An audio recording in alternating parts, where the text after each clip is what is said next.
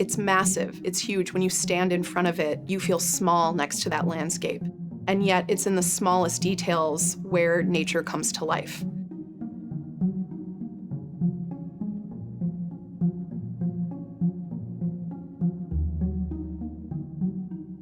I think it's really hard to fathom how large this window is in an abstract. It is about 25 feet high by 16 feet wide. So that means this window is in fact as tall as, or even taller than, many two-story houses in the United States. In 2017, I was approached by the Community Church of Providence, Rhode Island, to see if we had any interest in acquiring an extraordinary window that they had had in their church for 100 years.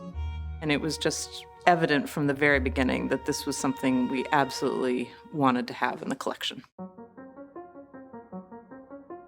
This window was a commission made by Mary Hartwell in honor of her husband, Frederick Hartwell, who was a deacon of the Central Baptist Church in Providence, Rhode Island. The window depicts a scene of Mount Chocorua in the White Mountains in New Hampshire, a beloved peak in the New England landscape, and one that had great resonance with the Hartwell family. Mary Hartwell would have chosen Tiffany Studios because at that time they were the preeminent makers of glass products. Louis Comfort Tiffany had started a glass company in 1885, which would then become Tiffany Studios. And the firm had become synonymous with technical innovation and radiant brilliance in their materials, in their composition, and their design. The woman who designed this was named Agnes Northrup, and she was, in fact, Tiffany Studios' leading landscape window designer. Agnes Northrup had a long and successful career at Tiffany Studios. She stayed with the firm for 5 decades and really worked her way up. She had an amazing amount of creative agency with her projects and worked far more independently with these brilliant, one-of-a-kind designs that were coming their way and commissions that were coming their way, like the Hartwell Memorial Window. From the front of the glass, it's very hard to tell how much effort has gone into the aesthetics that you see. These colors aren't just on the surface of the glass, they're in the material. And they were constantly striving with chemical formulas, with different material combinations. It's like creating sheets of what they called foliage glass, which is where shards of glass were thrown onto another molten color and went through the rollers, where you get this dazzling confetti-like effect that conveys dappled light coming through the trees.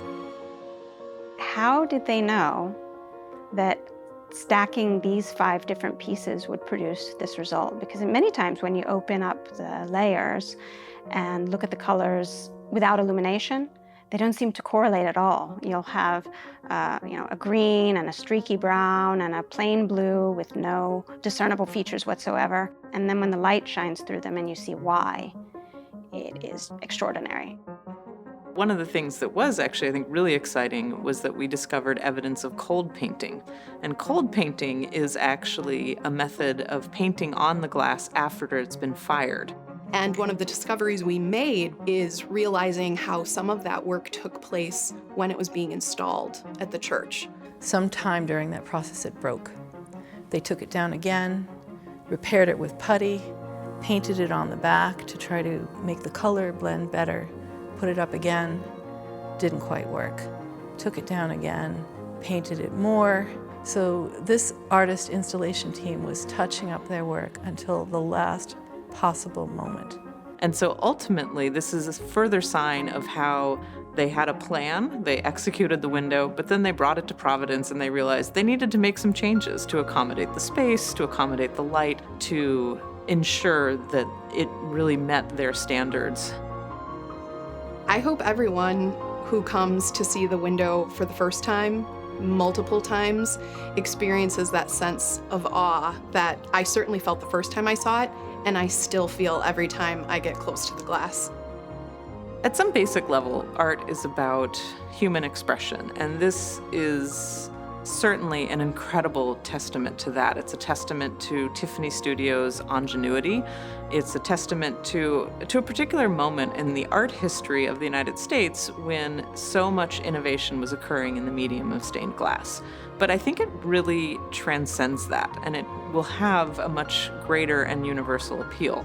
If I could beam a message back to the Tiffany Studios in 1917, I would want to extend them my utmost respect for their skill. It's a way of thinking about permanence and longevity that I think is definitely disappearing in our very consumer, material, disposable culture. People who had such a phenomenal amount of skill that knew that they were building something that was meant to last the test of time.